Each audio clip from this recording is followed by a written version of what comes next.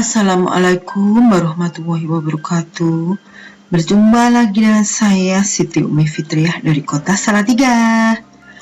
Pada kesempatan kali ini saya akan melaksanakan pembahasan uji kompetensi bab 2 di semester 2 kelas 7, yaitu materinya interaksi makhluk hidup dengan lingkungan. Tepatnya sesuai dengan buku IPA terbitan Kemdikbud kurikulum 2013 kelas 7 semester 2, yaitu halaman 44 sampai dengan halaman 46. Marilah kita ikuti jalannya pembahasan uji kompetensi bab 2.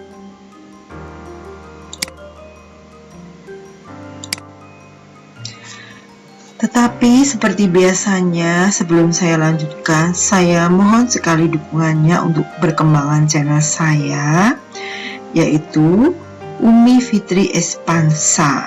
Mohon like, komen, share, dan subscribe. Terima kasih. Semoga amal kebaikan saudara semua diberikan balasan oleh Allah Subhanahu wa Ta'ala dengan berlimpahan rezeki. Amin. Kita mulai pembahasan uji kompetensi.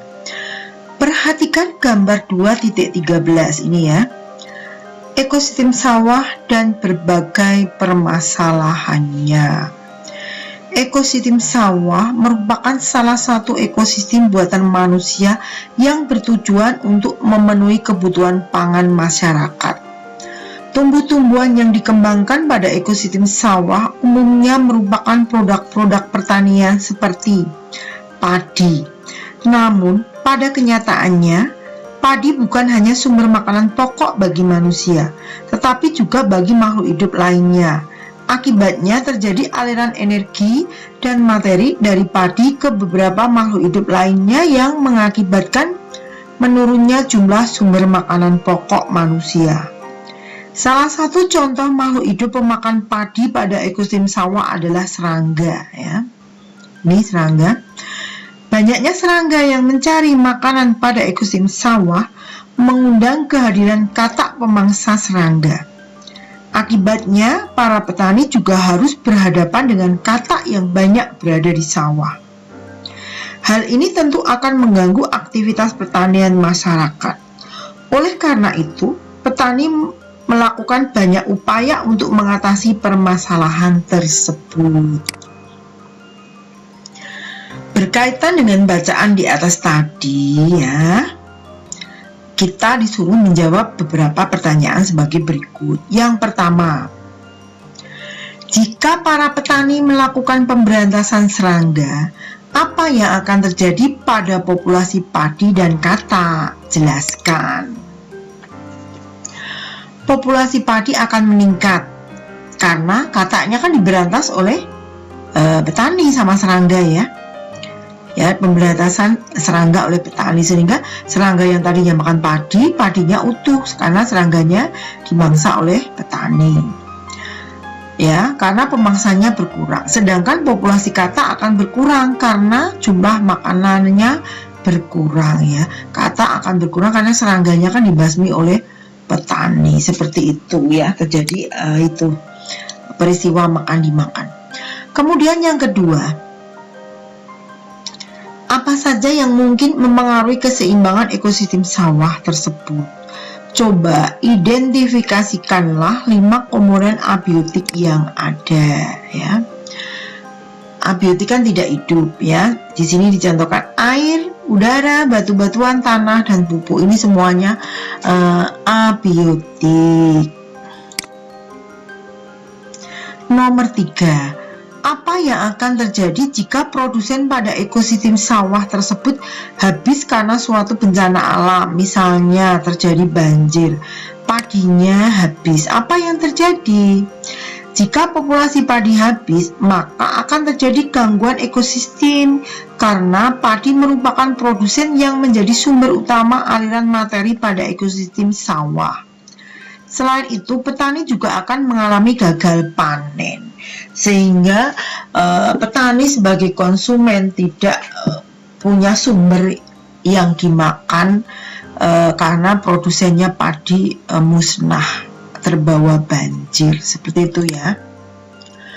Nomor 4, mengapa padi, serangga, katak, ular, dan elang dapat hidup di satu tempat yang sama, yaitu ekosistem sawah? Jelaskan jawabanmu berdasarkan gambar 2.13. Gambarnya di atas tadi ya. Jawabannya adalah ini, organisme-organisme yang berbeda-beda tersebut memiliki saling ketergantungan, yaitu hubungan makan dan dimakan, sehingga mereka menyusun ekosistem sawah ya. Atau kami beri jawaban lagi, karena semua itu saling berkesinambungan ya ini ya. Mulai dari padi, serangga, katak, ular kan memang membentuk suatu rantai ya. Berdasarkan rantai makanan, padi sebagai produsen dan serangga hingga elang merupakan konsumen. Soal nomor 5. Apabila pada ekosistem sawah tersebut tidak ada ular, coba jawab hal-hal yang akan terjadi berikut ini. Yang pertama, apa yang akan terjadi jika populasi katak pada ekosistem sawah tersebut? Ya, apa yang akan terjadi dengan populasi katak pada ekosistem sawah tersebut? Jawabnya, populasi katak akan meningkat, ya, itu karena tidak ada ular. Apa yang akan terjadi pada populasi elang pada ekosistem sawah tersebut? Populasi elang akan berkurang karena jumlah makanannya berkurang. Jelas kan ularnya tidak ada ya, yang mau dimangsa ularnya berkurang ya. C. Apa dampak yang ditimbulkan pada aktivitas pertanian yang dilakukan oleh para petani pada ekosistem sawah tersebut? Hal ini akan membawa positif pada petani, yaitu dapat mengurangi serangga pemakan padi, tetapi juga dapat menyebabkan dampak negatif. Jumlah katak paling banyak yang dapat mengganggu aktivitas pada lahan pertanian ya.